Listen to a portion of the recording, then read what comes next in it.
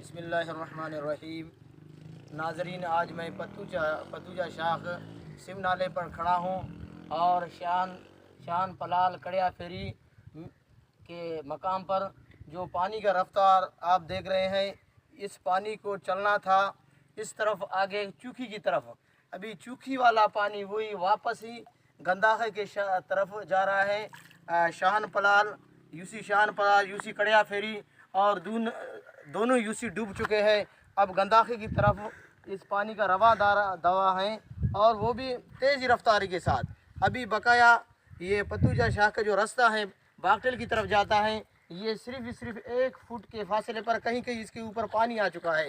اگر ضلع انتظامیہ، ڈی سی جعفر آباد، ڈی سی اسام محمد اگر نوٹس نہیں لیا، اگر ان شکافوں کو چوکھی سے جہاں بڑا شکاف ہے ان کو بند نہیں کیا گیا، یہ پانی دوبارہ گنداخے کو